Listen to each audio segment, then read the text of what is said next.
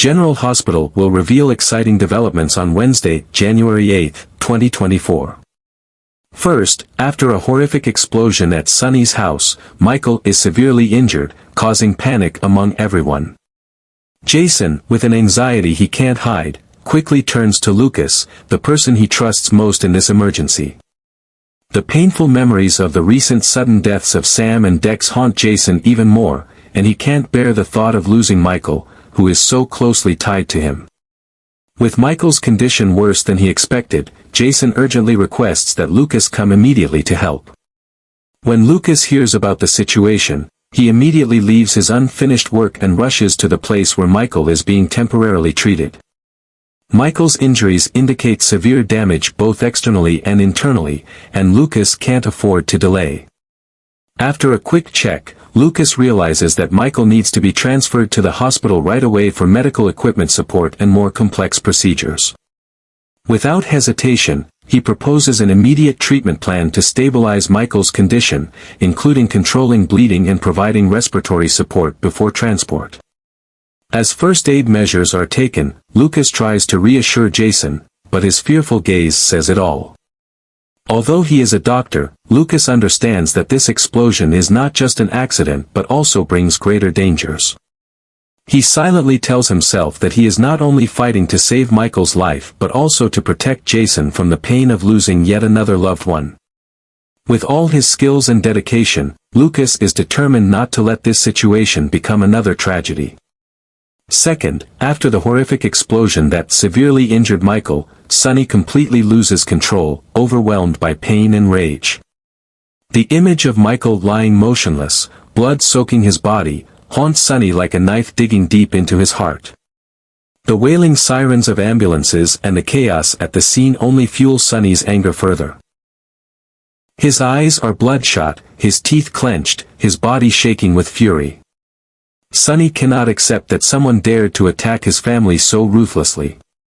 This is not just an act of defiance, it is a direct strike at the people he loves most. In the dark, ominous atmosphere, oaths of fury echo in Sonny's mind. He promises himself that no matter who is behind this explosion, they will pay dearly for their crime. Sonny's network of information is quickly activated. He orders his men to search for every clue, leaving no detail, no matter how small, overlooked. Every rumor, every unusual sign is thoroughly examined. For Sonny, punishment will not just be ordinary, he wants the perpetrator to understand the pain he and his family are enduring. Seeing Jason's helpless expression as he stands by Michael's side, Sonny becomes even more determined. He is not only fighting to protect his own honor but also to protect the future of his remaining loved ones. In that moment, Sonny knows this battle is not just about power or revenge but also about reclaiming trust in himself and his family. Third, when Nina hears about the horrific explosion at Sonny's house and Michael's critical condition, she feels worried but also sees an opportunity to help Willow strengthen her position in the custody battle for Amelia and Wiley. With careful planning, Nina advises Willow that this is the perfect moment to act, as Michael is seriously injured and no longer strong enough to handle his fatherly responsibilities. Nina believes the advantage is now in Willow's favor, and she should seize this opportunity to secure the best future for the two children. However, Nina does not only offer strategic advice. With her sensitivity, she also encourages Willow to show concern for Michael while he is struggling. Nina emphasizes that Willow caring for and checking on Michael will not only improve her image but also serve as an opportunity to reunite the family, allowing Amelia and Wiley to see their father during this turbulent time.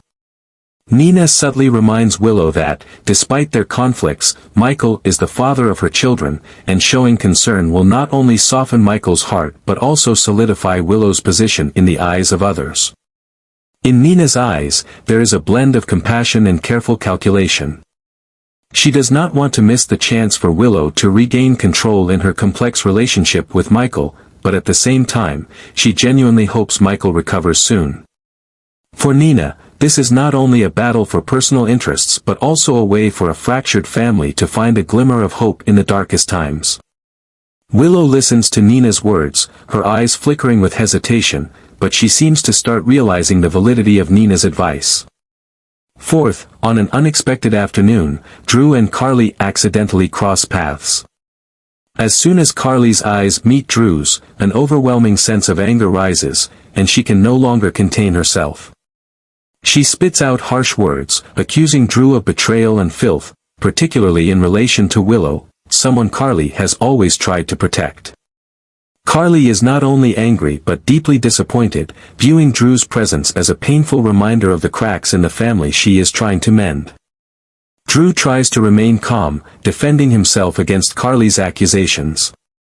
He insists that he meant no harm and that all his decisions were made with Willow's best interests in mind, but his justifications only make Carly more furious. The atmosphere between them becomes tense, with each word feeling like a sharp knife cutting into each other, as Carly vents her anger while Drew tries to defend his stance. However, their argument is abruptly interrupted when Drew's phone rings. He quickly answers the call, and in an instant, his expression changes from tense to horrified.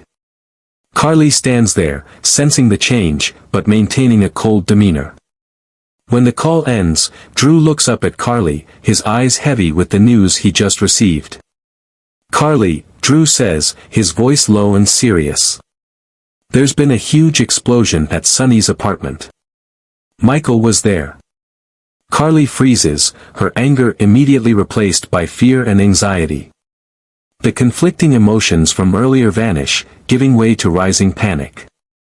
Without needing further explanation, Carly turns and rushes off to find a way to get to the scene, while Drew follows closely behind, leaving the previous discord behind. Now, they have only one concern, whether Michael is safe. Next, Cyrus arrives at the hospital with a calm demeanor but an underlying danger in his steps. Each step he takes seems to chill the air around him. He quietly observes, his sharp gaze sweeping every corner, as if searching for a specific target. His presence, though not loud, has become a haunting presence for those working there. The atmosphere becomes heavy with each step, and no one dares approach him, except for Portia. From a distance, Portia notices his unwelcome arrival. Memories from the past flood back, bringing with them the haunting feelings of unease that once weighed heavily on her. She tries to hold it together, but she can't suppress the anger and discomfort. She walks toward him, her eyes showing no concealment of her frustration. For Portia, Cyrus is not only a threat but a symbol of the fear she once endured.